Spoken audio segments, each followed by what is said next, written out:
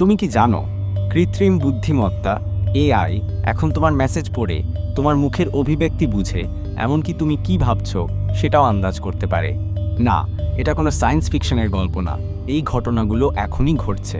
তুমি বুঝতেও পারোনি কৃত্রিম বুদ্ধিমত্তা এআই নীরবে তোমার চারপাশ দখল করে ফেলেছে। এক গবেষণায় দেখা গেছে ইন্টারনেটের 80% কন্টেন্ট এখন তৈরি হচ্ছে এআই দিয়ে। তুমি যেটা পড়ো, যেটা দেখো, তোমার ফিডে যেটা আসে সবই এখন এআই এর নিয়ন্ত্রণে। একটা কৃত্রিম বুদ্ধিমত্তা এআই এখন 50 জন মানুষের কণ্ঠস্বর নকল করতে পারে, আর সেই কণ্ঠে তোমাকে ফোন করে বলতে পারে, হ্যালো বাবা, আমি বিপদে আছি।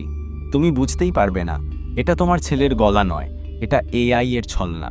মেটা আর ইলন মাস্কের কোম্পানি নিউরালিঙ্ক এখন এমন এক যন্ত্র তৈরি করছে যেটা মানুষের মস্তিষ্কের বিদ্যুৎ তরঙ্গ ইলেকট্রিক্যাল সিগন্যালস পড়তে সক্ষম। মানে তুমি কিছু ভাবছো আর এআই সেই ভাবনাও বুঝে ফেলছে, আর সেই অনুযায়ী ঠিক করে দিচ্ছে তোমাকে কি দেখানো হবে, কি শোনানো হবে। তুমি যদি মনে মনে ভাবো এক কাপ কফি খেলে ভালো হতো, তাহলে সাথে সাথেই তোমার স্ক্রিনে ভেসে উঠবে। এখন শোনো কিছু বাস্তব ঘটনা। একজন মা এআই নকল ফোন কল পেয়ে বিশ্বাস করে তার ছেলেকে মুক্তিপণ দিয়ে বাঁচাতে টাকা পাঠিয়ে দেয়। এক তরুণী প্রেমে পড়ে যায় একটা সম্পূর্ণ ভুয়া এআই তৈরি প্রেমিকের মিষ্টি কথায়।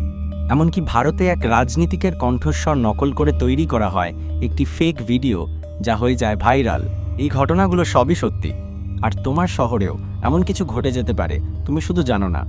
2030 সালের মধ্যে কৃত্রিম বুদ্ধিমত্তা মানুষের চাকরি কেড়ে নেবে, মানুষের সিদ্ধান্তকে নিয়ন্ত্রণ করবে, এমনকি মানুষের থেকেও বেশি বুদ্ধিমান হয়ে উঠবে।